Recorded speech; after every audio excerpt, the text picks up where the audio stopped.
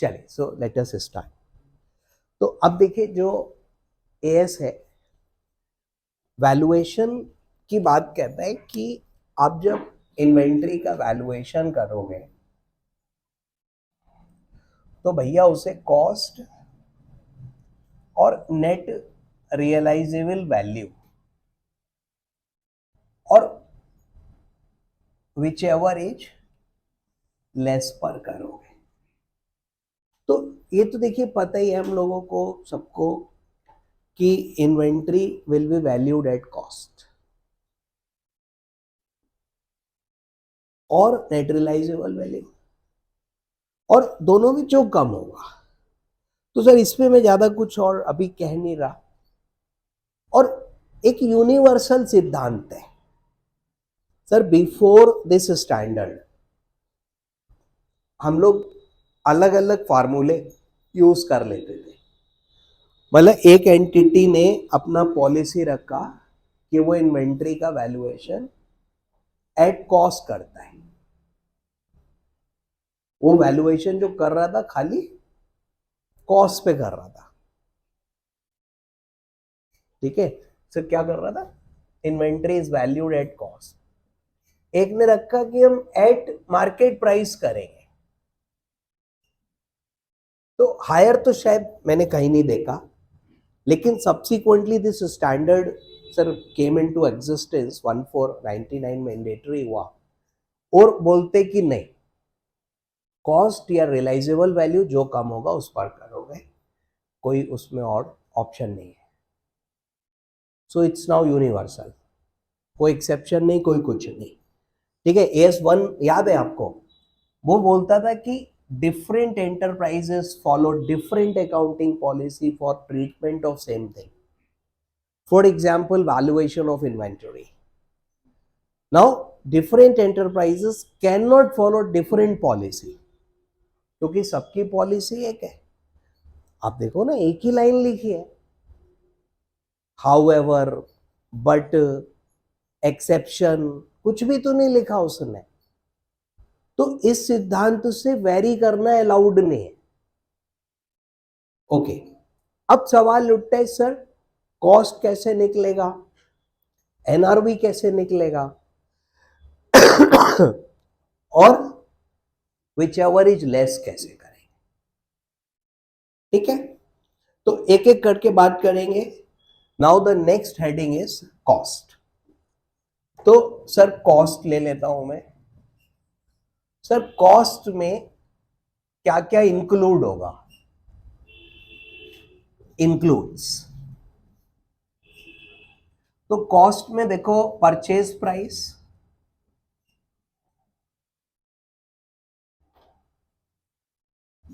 भाई साहब,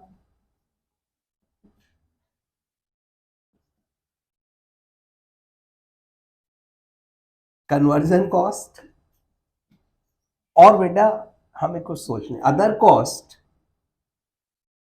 incurred to bring the inventory to present condition and location। तो ये चीजें इंक्लूड होंगी। सर तीन आइटम्स उन्होंने कहा इंक्लूड करेंगे, that is your purchase cost या cost of purchase. So this is your base price, sir जितने में खरीदा। सो दिस विल इंक्लूड, देखो, इनवाइस प्राइस। टैक्सेस कौन से जोड़ोगे? Right, non refundable taxes. Refundable tax is never part of cost. Non-refundable is always part of cost. Okay. Sir, directly attributable cost.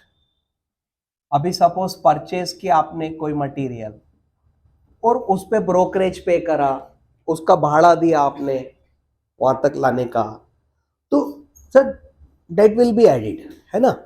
वो सारा हम जोड़ेंगे। फिर आपका जो ट्रेड डिस्काउंट है, रिबेट है, ड्यूटी ड्रॉबैक है, वो लेस करेंगे।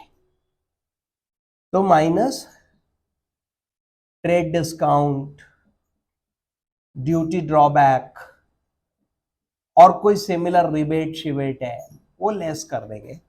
कैश डिस्काउंट लेस नहीं होगा, ठीक है। सीडी जो है वो पेमेंट के टाइम पर होती है, कैश डिस्काउंट अर्ली पेमेंट पे होती है, वो P&L के क्रेडिट में जाएगी, वो परचेज में से लेस नहीं होगी। बट रिमेनिंग डिस्काउंट परचेज में से लेस होंगी, ट्रेडिंग में से घटाऊंगा।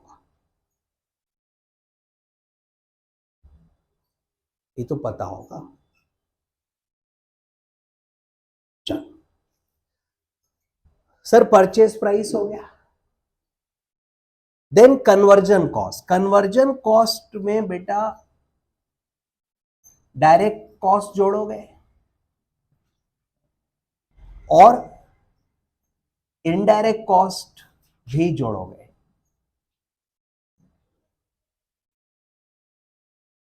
मतलब this accounting standard permits me to include indirect manufacturing cost to cost of production, वो भी मेरे को जोड़नी होती है सर। जस्ट लाइक जैसे आपका ओवरहेड जिसको आप बोलते हो, फैक्ट्री ओवरहेड, मैन्युफैक्चरिंग ओवरहेड भी ऐड होंगे सर। ऑब्वियसली WIP और फिनिश गुड्स में होंगे। देखो इन्वेंट्री कल पढ़ा था डेफिनेशन, तो these are assets held for sale in ordinary cost in the process of production या हेल्ड फॉर कंजम्पशन। तो हेल्ड फॉर कंजम्पशन अगर है तो भाई रॉ मटेरियल, तब तो खाली इतना ही होगा, रॉ मटेरियल में यही तो आएगा। लेकिन अगर WIP या फिनिश गुड्स है तो वहां पे मेरा ये और ये भी आएगा,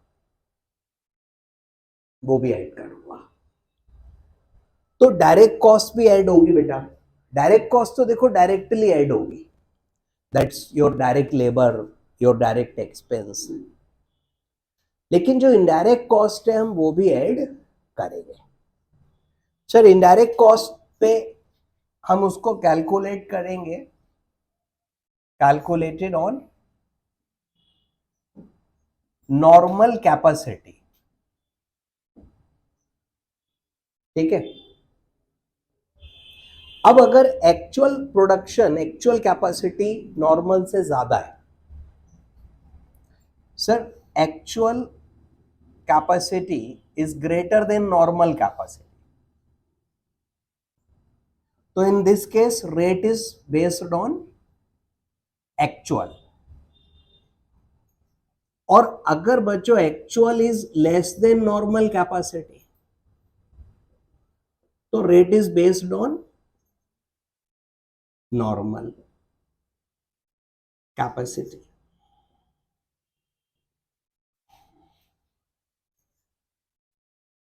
सो this is a complicated part, इतना मुश्किल नहीं है सर। देखो डायरेक्ट जो कॉस्ट है वो तो डायरेक्टली ऐड होती है, तो वहां कंफ्यूजन है ही नहीं। प्रॉब्लम होती है इनडायरेक्ट। इनडायरेक्ट को कॉस्ट अकाउंटिंग में हम लोग ओवरहेड बोलते हैं। और जो ओवरहेड है, ठीक है, अब मान लो मेरा जो ओवरहेड है, इनडायरेक्ट कॉस्ट है, वो 10 लाख है जो मैन्युफैक्चरिंग से रिलेटेड है, ठीक है सर। मेरा मैन्युफैक्चरिंग ओवरहेड 10 लाख है और नॉर्मल प्रोडक्शन 1 लाख यूनिट होता है, तो रेट हो गया 10 रुपए पर यूनिट। और मान लो 10,000 यूनिट इन्वेंट्री में बचे हैं, तो 10,000 इंटू 10 करके मैं ऐड कर दूंगा नॉर्मल कैपेसिटी पर। अब मान लो किसी ईयर में एक्चुअल प्रोडक्शन 1 लाख की जगह 1.25 लाख हो गया, मैंने माना मेरा एस्टिमेटेड ओवरहेड 10 लाख है, नॉर्मल प्रोडक्शन कैपेसिटी 1 लाख है, तो rate should be calculated on 1 lakh, calculated on normal capacity, तो 10 रुपए का रेट आ गया। अब मैंने कहा नहीं नहीं नहीं, एक्चुअल प्रोडक्शन किसी साल मेरा बहुत ज्यादा हुआ और 1.25 लाख यूनिट बना डाले मैंने, तो अभी my rate would be 10 lakh divide by 1.25 lakh. Sir actual अगर नॉर्मल से ज्यादा है तो रेट एक्चुअल पे निकालोगे तो रेट आ जाएगा 8 रुपए, 10 लाख डिवाइड बाई 1.25 लाख। अब और आगे बढ़ता हूं, मैंने कहा कि नहीं नहीं नहीं, अगले साल मेरा प्रोडक्शन कम हो गया, इट इज ओनली 80,000। तो if actual is less than normal then rate is to be calculated on normal. फिर वो 80,000 पे नहीं निकलेगा, फिर 1 लाख पे निकलेगा।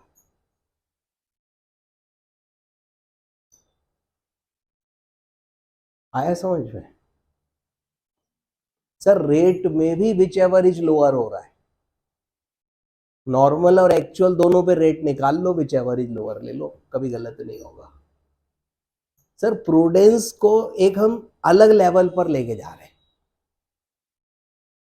चलो अभी लौट के आऊंगा इस पार्ट पे, दिस इज कॉम्प्लिकेटेड, ठीक है। नाउ अदर कॉस्ट इंक्लूड करेंगे। Sir other cost will include any other thing, लेकिन उसमें कंडीशन अटैच्ड है।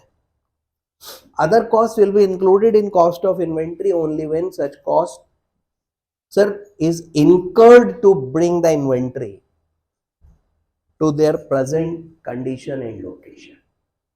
तो अदर कॉस्ट से अगर आपकी कंडीशन या लोकेशन चेंज हो रही है then it will be added, तो ऐड करोगे, नहीं तो ऐड नहीं करोगे। अगर आपको फाउंडेशन में कंसाइनमेंट याद हो तो हम इन्वेंट्री में वो सारी कॉस्ट इंक्लूड करते थे जो कंसाइनी के गोडाउन से पहले तक होती थी। उस कॉस्ट की वजह से लोकेशन बदल रही होती थी। सर वो कॉस्ट इनकर करके गुड्स कंसाइनी के गोडाउन पहुंचती थी। तो due to this principle I included every cost which was incurred before goods reach to consignee's place. Sir all that cost was incurred to bring the inventory to consignee's place once the goods have reached there। ठीक है, एक बार goods consignee गया, पहुंच गया, फिर मैं कोई cost नहीं जोड़ता था, क्योंकि अब उससे ना तो कंडीशन बदल रही है ना लोकेशन बदल रही है, गुड्स तो वहीं की वहीं पड़ी हैं और जिस अवस्था में थी उसी अवस्था में पड़ी है। So when it is not changing the condition और location, such expenditure should not be added to inventory, that should be debited to P&L। Sir ये जो बोर्ड पे मैंने अभी लिखा है 3 आइटम्स कि what will be included, trading and P&L account जब आप बनाते हो तो ये कॉस्ट्स ट्रेडिंग में डेबिट होंगी, और जब मैं लिखूंगा cost excludes,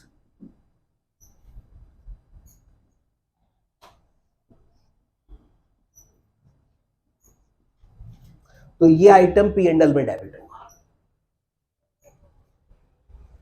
so this is the difference of trading and P&L।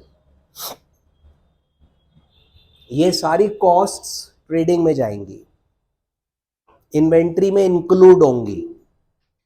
Cost accounting में एक टर्म आता है इन्वेंटोरिएबल कॉस्ट, चैप्टर 1 में गिवन है। क्या? इन्वेंटोरिएबल cost, that is those costs which are included in valuation of inventory। जो इन्वेंट्री की वैल्यू में ऐड होती है वो इन्वेंटोरिएबल कॉस्ट होती है, और जो इन्वेंटोरिएबल कॉस्ट होती है फाइनेंशियल अकाउंटिंग में डेबिट डेट टू ट्रेडिंग। हालांकि अब ट्रेडिंग P&L मर्ज हो गया है, उसका वो सेपरेशन ही खत्म हो गया, बंद कर दे भाई। तो ऐसे केस में आवाज खड़ा है, तो क्या कि ट्रेडिंग P&L थोड़ा वो मर्जर कर दिया उन्होंने, लेकिन लेकिन लेकिन कॉन्सेप्चुअली ये ट्रेडिंग की कॉस्ट है और ये P&L की कॉस्ट है। Number 1, abnormal loss.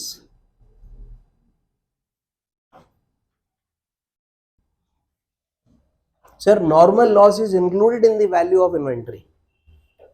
Normal loss inventory में इंक्लूड होता है, इन्फ्लेट कर देते हैं बच्चे को गुड यूनिट्स को।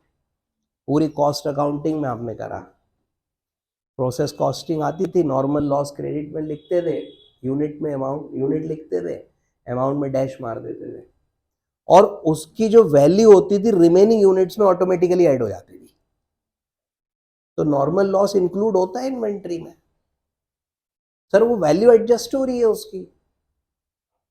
कंसाइनमेंट में भी ये करा हमने, टोटल कॉस्ट ऊपर लिया, नीचे total units minus normal loss, तो यूनिट प्राइस इन्फ्लेट हो गया इनटू बचे हुए इन्वेंट्री यूनिट्स, एबनॉर्मल पी&एल में जाएगा। प्रोसेस में एबनॉर्मल लॉस निकाल के अमाउंट क्रेडिट करते हो, वो इन्वेंट्री को इंपैक्ट नहीं करता क्योंकि उसकी अमाउंट क्रेडिट हो गई। नॉर्मल लॉस में डैश कर दिया या उसकी स्क्रैप वैल्यू लिख दी, रियलाइजेबल वैल्यू, तो बची हुई अमाउंट कहां गई, वो गुड यूनिट्स में ऐड हो गई। एबनॉर्मल लॉस कभी नहीं जुड़ेगा। सेलिंग डिस्ट्रीब्यूशन कभी नहीं जुड़ेगा। स्टोरेज और एडमिनिस्ट्रेशन कॉस्ट सर नॉर्मली नहीं जोड़ेंगी, if specifically related can be added, तो जोड़ी जा सकती है।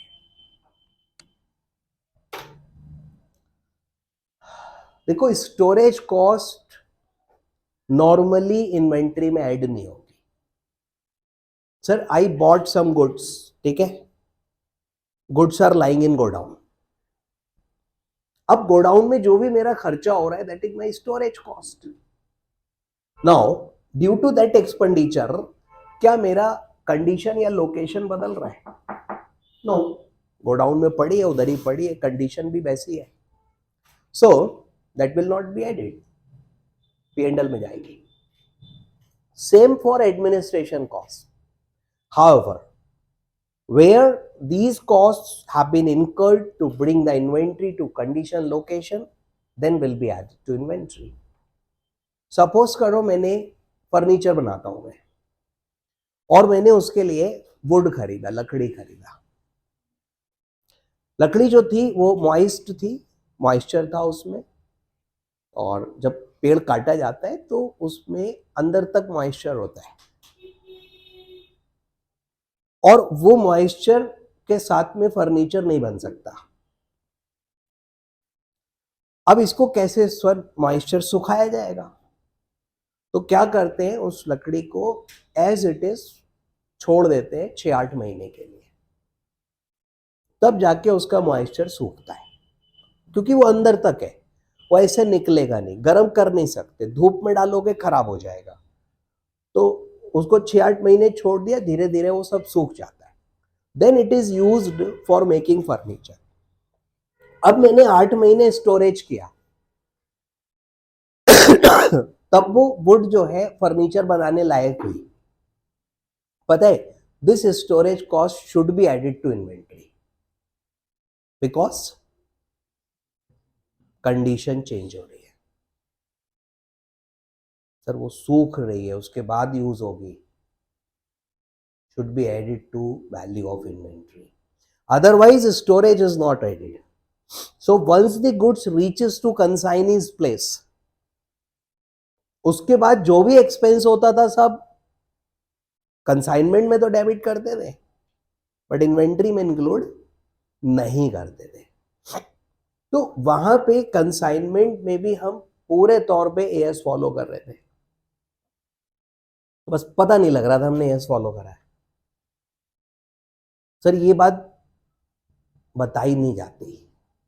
अब उस वक्त अगर मैं ये बैठ के डिस्कशन करने लग गया होता तो जो समझ में आ रहा था ना वो भी चला जाता, फिर तो टेंशन हो जाती कि अरे जी क्या चल रहा, तो बताओ मत, करा दो बस। एनीवे, अब कॉन्सेप्ट देखो, स्टोरेज और एडमिनिस्ट्रेशन इंक्लूड नहीं होगा, but if it is done, it is incurred for inventory particularly, ठीक है, मतलब उससे कंडीशन लोकेशन बदल रहा है, that is the basic thing, तो यू कैन ऐड दिस। लेकिन सेलिंग और एबनॉर्मल लॉस कभी ऐड नहीं होगा। अब आपको साहब इससे कंडीशन लोकेशन बदल गई, इससे बदल गई, तो ऐसे कैसे कुछ भी, सर ये नहीं इंक्लूड होती है, होती ही नहीं है, ये भी नहीं होती है, पर कभी कभी हो सकती है, ठीक है, ये होती है। तो कॉस्ट और एनआरओई विच एवर इज लेस, ठीक है। नाउ अभी जब हम कॉस्ट निकालेंगे तो उसमें पूरा सर रायता है, रायता है नहीं, इतना नहीं है, ऐसे थोड़ी कहते हैं बेटा, ये तो बेसिक है? आप उसको रायता बोल रहे हो, फिर कहोगे फैल गया वो रायता जो है। बताओ कौन सा गाना था जिससे वो कहते थे रायता फैल गया, मतलब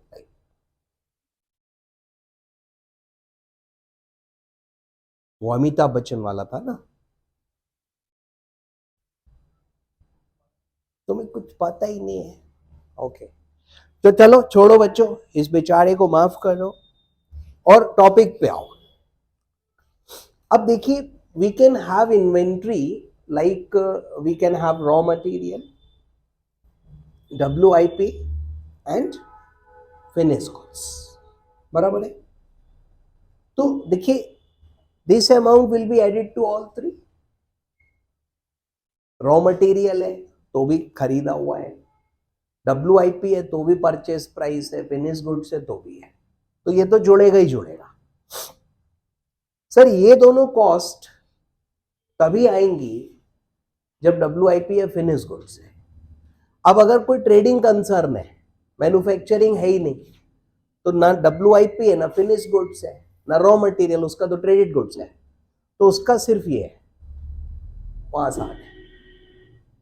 sir if you remember that foundation thing, आप लोग पास होके आए हो बड़े अच्छे नंबरों से, तो वहां पे एक इन्वेंट्री चैप्टर था, पढ़ा था नहीं? अब आप कहो सर वहां तो ये सब नहीं बातें करते थे आप। बेटा ये स्टैंडर्ड है, फाउंडेशन कोई स्टैंडर्ड थोड़ी था। उसमें पहली लाइन में पहले पैरा में लिखा था कि फाउंडेशन लेवल पे हम केवल रॉ मटेरियल और ट्रेडेड गुड्स की बात कर रहे हैं, WIP और फिनिश गुड्स आप सी एंटर में पढ़ोगे। तो ट्रेडेड और रॉ मटेरियल जब है तो इन्वेंट्री में सिर्फ यही कंपोनेंट है। सर मैं खरीदता हूं, खरीद के एज इट इज बेच देता हूं, तो मेरे पास कन्वर्जन कॉस्ट है कहां? मैं मैन्युफैक्चर करूंगा तब तो लगेगी ना, ये तो मैन्युफैक्चरिंग कॉस्ट है ना। Conversion cost means cost of converting the raw material into finish goods. मैं तो कन्वर्ट ही नहीं करता तो मेरी कॉस्ट कहां से आ गई? और ये भी नहीं है ना, कंडीशन बदल ली ना लोकेशन बदल ली, जैसा खरीदता हूं वैसा बेच लेता हूं। तो ये 2 पॉइंट नहीं थे फाउंडेशन में। हमने कि इन बच्चों को क्यों पढ़ा रहे हो? बोले इन्होंने प्रोसेस पढ़ रखा है, ये तो WIP का वैल्यूएशन तक कर देते हैं। करते थे नहीं, पहला बनाते थे प्रोसेस अकाउंट, दूसरा स्टेटमेंट ऑफ इक्विवेलेंट यूनिट्स, तीसरा cost per unit, statement of cost per unit, हाँ, चौथा टोटल कॉस्ट का treatment, statement of total cost. मतलब वैल्यूएशन करते थे ना उसमें, जो ट्रांसफर हो रहे हैं मैन्युफैक्चर उसका, जो बचे हुए हैं उसका, जो एबनॉर्मल लॉस है उसका, और जो नॉर्मल है उसका नहीं करते थे। यही था ना? अरे याद करो, वेरी गुड। तो बेटा ये नहीं जोड़ी तुम लोगों ने। जब WIP का वैल्यूएशन किया तो रॉ मटेरियल ऐड किया, लेबर ऐड करी, ओवरहेड ऐड करे, तो वही तो मैं कह रहा हूं, कर चुके हो आप, ऑलरेडी कर चुके हो, अब फिर से करना है। तो देखिए, आपका परचेस प्राइस जुड़ेगा, परचेस प्राइस में आपका इनवाइस, टैक्सेस, कोई डायरेक्टली एट्रीब्यूटेबल कॉस्ट, भाड़ा वाड़ा, minus discounts, rebate, duty drawback, ITC, ठीक है, पूरा जोड़ लो पहले टैक्स, ITC कम कर लो। Sir there can be a situation जब, अभी लॉ में उन्होंने लिखा ना कि अगर आपका आउटपुट टैक्स है और इनपुट है तो 99% यू कैन एडजस्ट, 1% पे इन कैश। कल को वो ये भी कह सकते हैं कि आप जितना खरीदोगे उसका 80% ITC देंगे,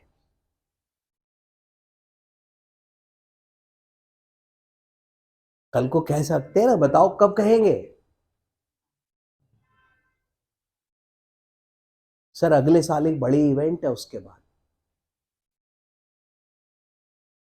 छोड़ो, टॉपिक पे आओ, जब कहेंगे तब देखी जाएगी। तो फिलहाल पूरी जीएसटी जोड़ लो, आईटीसी घटा दो जितनी मिल रही है। चलो, तो ये तो पार्ट क्लियर है। नाउ आपका कन्वर्जन कॉस्ट में डायरेक्ट मटेरियल तो ये हो गया, ये आपका डायरेक्ट लेबर डायरेक्ट एक्सपेंस हो गया, उसको ऐड करेंगे, मैं कुछ डिस्कस करने को नहीं है मेरे पास। फिर मैंने कहा भाई इनडायरेक्ट मैन्युफैक्चरिंग कॉस्ट है, वो तो जोड़ोगे। देखो, सेलिंग नहीं जोड़ेगी, एडमिनिस्ट्रेशन नहीं जोड़ेगी, स्टोरेज नहीं जोड़ेगी, वो तो डायरेक्ट इनडायरेक्ट दोनों खत्म कर दी। डायरेक्ट होती नहीं है, जे है तो भी नहीं जोड़ेगी।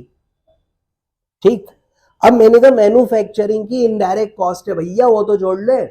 बोले हाँ जे जोड़ लो। अब उसमें उन्होंने देखिए क्या कहा कि आपका जो रेट निकलेगा वो नॉर्मल कैपेसिटी पर निकलेगा। ठीक, लेकिन अगर एक्चुअल कैपेसिटी नॉर्मल से ज्यादा है तो मैं रेट एक्चुअल पे निकालूंगा, और अगर एक्चुअल नॉर्मल से कम है तो मैं नॉर्मल पे निकालूंगा। सर जब आप ये फार्मूला देखोगे, ध्यान से करोगे, तो रेट कम आएगा। दो रेट आएंगे, एक एक्चुअल पे एक नॉर्मल पे, और ये कम वाला रेट पकड़ रहे हैं। इस स्टैंडर्ड को जब हम फॉलो करेंगे तो ये इन्वेंट्री की वैल्यू को पकड़ के बैठा हुआ है, उसको कम से कम करे जा रहा है, प्रूडेंस लगा रहा है हर स्टैंडर्ड, हर एंगल से। इनकम टैक्स वालों को जो पसंद नहीं आता, कहते क्या कर रहे हो, लेकिन they are also following the same. उनका जो आईसीडीएस है, income computation and disclosure standard 2, उसमें भी सेम सिद्धांत अडॉप्ट किए उन्होंने, तो मन में कोई दिक्कत ना है। चले आगे बढ़े बच्चों। तो देखिए, ये डायरेक्ट कॉस्ट जोड़ेगी और इनडायरेक्ट भी जोड़ेगी, लेकिन it should be based on normal capacity. Suppose मेरा इनडायरेक्ट जो ओवरहेड है वो 10 लाख है, ठीक है, और नॉर्मल कैपेसिटी मेरी 1 लाख है, और एक्चुअल 125 हो गई। सर नॉर्मली मैं 1 लाख यूनिट प्रोड्यूस करता हूं, that is normal capacity. Actual is कि जितना प्रोडक्शन वास्तव में हुआ वो 1,25,000 हो गया। अब मैं नॉर्मल पे देखो रेट निकालूंगा तो 10 रुपए आएगा, और अगर एक्चुअल पे रेट निकालूंगा तो मेरा रेट पर यूनिट 8 रुपए आएगा। और मान लो 20,000 यूनिट बचे हुए हैं, तो मैं रेट कौन सा यूज करूंगा? 8 रुपए वाला, कम वाला। और 20,000 इंटू 8 करके ओवरहेड की अमाउंट आ जाएगी, जो कि मैं इन्वेंट्री में ऐड कर दूंगा। ठीक, अब मान लो नॉर्मल कैपेसिटी 1 लाख है, लेकिन अंडर प्रोडक्शन हुआ और एक्चुअल इज 80 ओनली। अब क्या करूंगा मैं? अब इस पे रेट आ रहा है देखो 10 रुपए का, और इस पे रेट आ रहा है 12.5। अब मैं कौन सा रेट यूज करूंगा? 10 वाला, which ever is less. Rate में भी विच एवर इज लेस लगा के रख दिया, प्रूडेंस एट इट्स एक्सट्रीम। मतलब कितनी प्रूडेंस लगाओगे भाई साहब? अभी परसों प्रूडेंस मिली थी मेरे को, सच बता रहा हूं सर, बिल्कुल बीमार अवस्था में, एकदम कमजोर हो रखी थी, चला नहीं जा रहा, बोला नहीं जा रहा उससे। मैंने उससे पूछा के, तो कह रही भाई जब तक हूं तब तक हूं। सर सच में prudence is going to die. खत्म कर रहे, आईएफआरएस में प्रूडेंस उड़ा के रख दिया उन्होंने। सर मैं आपसे बात करूंगा अभी, वीडियो पे नहीं कर रहा। सर एक बड़ी सी कंपनी है, लिस्टेड है, अच्छा खासा अभी उनने प्रॉफिट दिखाया करीब 10-12 दिन पहले, और मार्केट में उसके शेयर पे 20% की सर्किट है, और एकदम से शेयर 20% ऊपर धाव। प्रॉफिट था इतना, क्वार्टरली रिजल्ट्स में 20% सर्किट लगी सीधे ऊपर छत पे। अब हम कहें यार ये मरी हुई कंपनी, इतना बढ़िया profit, how did it do, कैसे करा इनने? तो बच्चों उनका डाउनलोड करा बैलेंस शीट, P&L क्वार्टरली देना पड़ता है, तो उसमें एक छोटा छोटा नोट लिखा था कि जो प्रॉफिट की अमाउंट है 250 करोड़, छोटी सी कंपनी है तो 250 crore is a big amount, that includes 300 crore profit on revaluation of investment in subsidiary. यानी एक्चुअल में there is 50 crore operating loss, और सब्सिडरी में जो इन्वेस्टमेंट है वो बिका नहीं, उसका रिवैल्यूएशन करा, 300 करोड़ का प्रॉफिट आया, बुक कर लिया, और भाई सब प्रॉफिट ही प्रॉफिट हो गया, बाढ़ आ गई प्रॉफिट की, शेयर 20% सर्किट मार गया। नाम नहीं ले रहा वीडियो पे मैं। तो देखो प्रूडेंस तो गई, कहां है प्रूडेंस? प्रूडेंस अलाउ करती एंटीसिपेटेड प्रॉफिट रिकॉर्ड करने को? अभी तुम्हारी सब्सिडरी गिर पड़ेगी, क्या करोगे?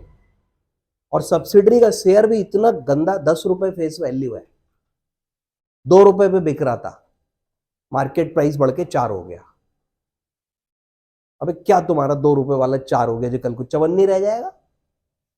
Leave it, leave it, leave it, समझ रहे हो? तो व्हाट आई वाज सेइंग कि प्रूडेंस परसों मिले थे, आगे मिलेगी नहीं मिलेगी पता नहीं है, बेचारी आखिरी सांसें ले रही है। लेकिन ये 99 है बच्चों, 1499 this standard was made mandatory, prudence at its extreme. पहले तो इधर ही चिपका दिए कॉस्ट और एनआरओवी विच एवर इज लेस। तो अगर आपका रियलाइजेबल वैल्यू कम है कॉस्ट से, तो दिस इज एंटीसिपेटेड लॉस, और जब लेस पे रिकॉर्ड करोगे तो लॉस बुक हो जाएगा, एंटीसिपेटेड लॉस रिकॉग्नाइज हो जाएगा। और अगर मार्केट प्राइस यानी एनआरवी बहुत ज्यादा है, कॉस्ट कम है, तो वैल्यूएशन कॉस्ट पे करोगे, एंटीसिपेटेड प्रॉफिट रिकॉर्ड नहीं होगा। तो this policy, this particular line is ignoring anticipated gain and recording anticipated loss. अब ये इन्वेंट्री को कम करे पड़ा स्टैंडर्ड। स्टैंडर्ड की जो थीम है ना, जीएसटी की तरह है कि आईटीसी देनी नहीं है, तो इसकी जो थीम है वो ये कि वैल्यू ऑफ इन्वेंट्री रिड्यूस करके रखनी है, कम से कम रखनी है मेरे को। तो क्या करा इनने? बोले भाई परचेज प्राइस ले लो, ठीक है, कन्वर्जन कॉस्ट ले लो, ठीक है, अदर कॉस्ट ले लो। कंडीशन क्या है? These costs must have been incurred to bring the inventory to condition, present condition and location. उन कॉस्ट की वजह से कंडीशन लोकेशन चेंज हो रहा हो, तो I will add that. Consignment का मैंने आपको एग्जांपल दिया, एग्जांपल को कंटिन्यू करता हूं। मैंने गुड्स कंसाइनी के प्लेस पे भेजी, कंसाइनी के गोडाउन तक का सारा खर्चा इन्वेंट्री में जोड़ दिया, इतना पढ़ चुके हम, कर चुके, बात भी हो गई। 2 महीने बाद कंसाइनी का फोन आता है, कहते भाई ये गुड्स नहीं बिक रही, ये नहीं बिकेंगी, वापस उठाओ। मैंने कहा भेज दे, उसने ट्रक पे लोड कराई, भेज दी, मेरी गुड्स वापस आ गई, भाड़ा फिर से लगा, अभी फिर इन्वेंट्री में पड़ी है। माय क्वेश्चन, जो भाड़ा भेजने का था और जो भाड़ा वापस आने का है,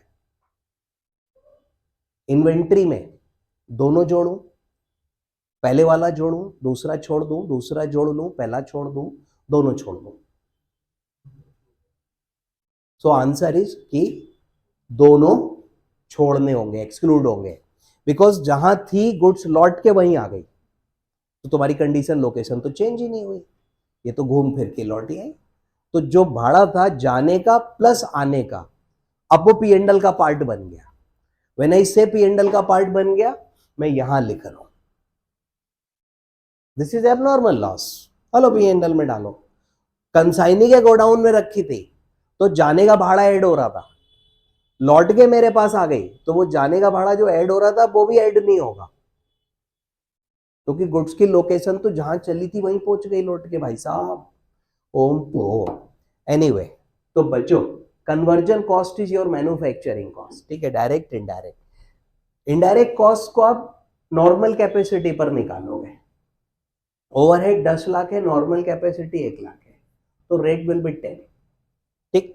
However, if actual is greater than normal, तो रेट एक्चुअल पे निकलेगा, then rate will be lower and ultimately value of inventory will be lesser।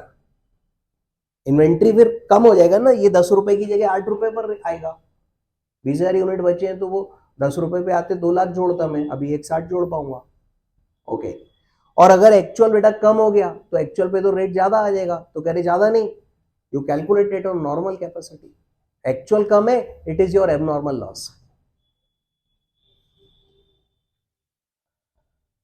Sir छोड़ो ना, एक्चुअल कम है तो नॉर्मल पे करो, एक्चुअल ज्यादा है तो एक्चुअल पे करो, इतनी सी बात है, याद कर लो। ये फाउंडेशन वाला है, जब समझ में नहीं आए तो याद कर लो, समझ में आ जाए समझ लो, और जब उससे भी नेक्स्ट लेवल पे आ जाओगे तो स्टैंडर्ड्स खुद ही बनाना शुरू कर दोगे कि ठीक है अब हम बताते हैं क्या प्रिंसिपल होने चाहिए। अभी तो दूसरे बता रहे हैं, हम समझने की कोशिश कर रहे हैं, ठीक है सर, स्टैंडर्ड है ये, स्टैंडर्ड से भी बढ़िया स्टैंडर्ड हो गया हमारा। लेकिन अभी हमारा स्टैंडर्ड ये कि चीजें रखी हुई, हम टकरा रहे हैं, गिर रहे हैं, वो गिर रही हैं हमारे ऊपर, हम गिर रहे हैं उनके ऊपर। तो वक्त वक्त की बात है बेटा, स्टैंडर्ड स्टैंडर्ड की बात है बेटा। सर जी कॉस्ट, ये वाला पार्ट क्या लगता है, क्या हमने चर्चा कंप्लीट कर ली? कॉस्ट पूरा हो गया, कॉस्ट में क्या जुड़ेगा क्या छोड़ेगा? तो अभी ऐसे कैसे मेथड कौन पढ़ेगा? FIFO LIFO HIFO NIFO. अरे अभी कॉस्ट कहां पूरी हुई है, अभी तो कंपोनेंट्स पे बात हुई है, अभी उसका टेक्निक पे बात करेंगे, लेकिन पहले इतना पोर्शन कवर कर ले फिर आगे बढ़ते हैं। तो आइए देखिए हेडिंग्स, पेज नंबर 9 मिला, वैल्यूएशन का सिद्धांत।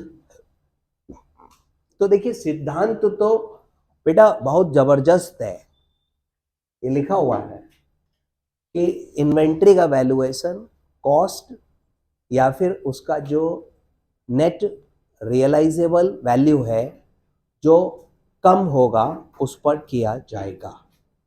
तो ये बच्चों सिद्धांत है ना, प्रिंसिपल जिसको कहते हो। और बच्चों ये सिद्धांत कैसा है? यूनिवर्सल, माने नो एक्सेप्शन, सबका मालिक एक, ठीक है। लेकिन कल हमने 4 एक्सेप्शन डिस्कस किए थे जहां काउंटिंग स्टैंडर्ड 2 अप्लाई होता ही नहीं, तो वो 4 एक्सेप्शन हो गए। उन केसेस में स्टोरी कुड बी डिफरेंट, ठीक है। एक्सेप्शन नंबर 1 याद है? वाह बताओ। कंस्ट्रक्शन कॉन्ट्रैक्ट्स का इन्वेंट्री AS7 में जाएगा, गुड।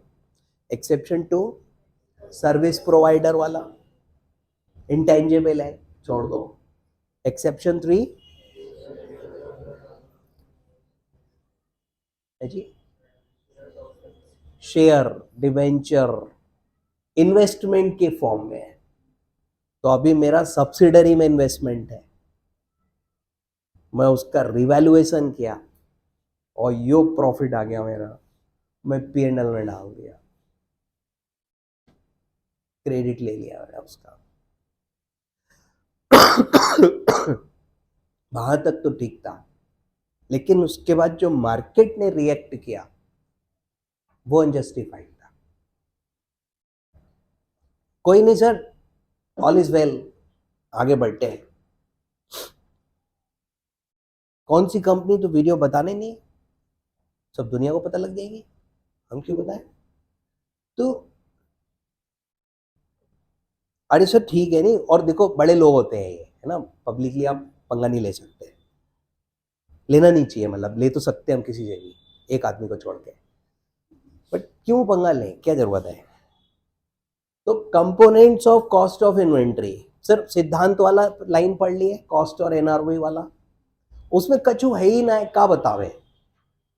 अगली पंक्ति कंपोनेंट्स, बेटा कंपोनेंट्स में कहाँ गया मैं, के इंक्लूड होगा, है ना, तो लिखा है cost of inventory will comprise include number 1 all cost of purchase,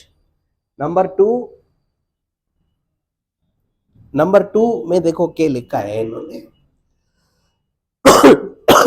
तो नंबर 2 में लिख रहे कॉस्ट ऑफ कन्वर्सेशन।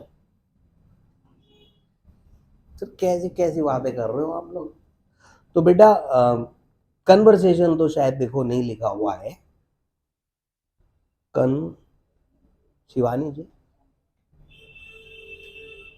हिंदी में बताओ क्या होता होगा ये, कन्वर्जन मीन्स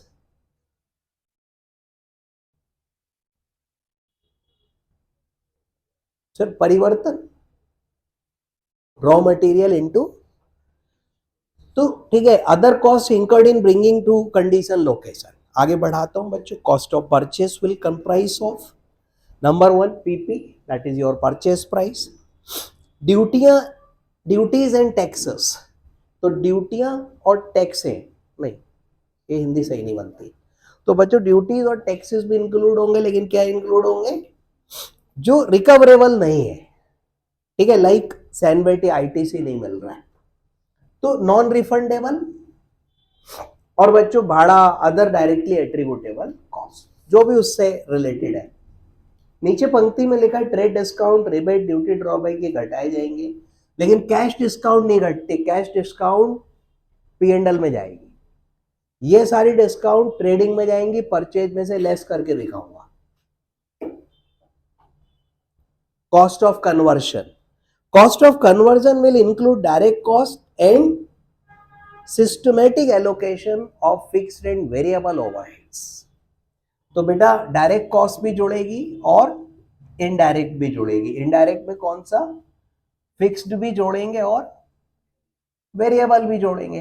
अब देखो वेरिएबल तो सीधे सीधे जुड़ जाएगा, ये तो फिक्स्ड में ही प्रॉब्लम आएगी ना, वेरिएबल तो अगर एक्चुअल आपका आउटपुट कम होगा तो कॉस्ट भी कम आएगी, फिक्स्ड वाले में दिक्कत है, तो ये फिक्स्ड वाले में ये स्टोरी है, वेरिएबल अपने आप नॉर्मल चलेगा। सर आगे लिखा है allocation of fixed overhead is based on normal capacity, तो मैंने भी लिखा है कि बेटा इसको नॉर्मल कैपेसिटी पर कैलकुलेट करेंगे, ठीक है, कैपेसिटी नहीं होता है वो अलग चीज होती है। सर होता है रिजल्ट के बाद पूछते हैं लोग बताओ कैपेसिटी मतलब क्या बोलो, और फिर उसके बाद आप आरटीआई लगाओ, फिर वहां से मेल आया तो समझ में नहीं आ रहा, शक हो रहा है, तो आप किसी से वेरीफाई कराने जाओगे भैया क्या कहना चाह रहा है ये। एनीवे तो sir cost of conversation include direct and allocation fix variable, fixed overhead is based on normal capacity, बोलो इज इट क्लियर। आगे बढ़ू, actual production is less than normal, ये वाली सिचुएशन बच्चों, अगर एक्चुअल नॉर्मल से कम है तो रेट काय पर निकालोगे, बताओ बताओ, अगर एक्चुअल नॉर्मल से कम है तो रेट कौन सा लोगे, नॉर्मल पे, और अगर एक्चुअल ज्यादा है तो एक्चुअल पे, अब अगर बराबर है दोनों तो नॉर्मल पे, किसी पे भी क्यों, सिद्धांत क्या है कि नॉर्मल पे निकालना है, हाँ वैसे तो सेम आएगा। Sir overhead rate should be calculated और नॉर्मल कैपेसिटी, ये देखा लाइन आपने, एग्जांपल है नॉर्मल कैपेसिटी 20,000 है, एक्चुअल प्रोडक्शन 18,000 है, तो एक्चुअल कम है बच्चों, एक्चुअल कम है, तो एक्चुअल पे अगर रेट निकालूंगा तो वो रेट ज्यादा आ जाएगा, तो मैं रेट एक्चुअल पे निकालूंगा ही नहीं, मैं नॉर्मल पे रेट निकालूंगा। सेल है 16,000, देखो प्रोडक्शन 18 सेल 16, बचा कितना 2,000, तो 2,000 का इन्वेंट्री है, और फिक्स ओवरहेड 60,000 है, तो 60,000 डिवाइड बाई 20,000 नॉर्मल, रेट आ गया 3 रुपए का, 2,000 यूनिट बचे हुए हैं, तो 6,000 रुपए I will add to the value of inventory, और जो अंडर रिकवरी है बच्चों वो भी एंडल में जाएगी मेरी। सर 2,000 यूनिट कम प्रोडक्शन हुआ, 20,000 का नॉर्मल था, 18 का प्रोडक्शन हुआ सॉरी, तो 2000 यूनिट की अंडर रिकवरी है और इनटू 3 वो आपका P&L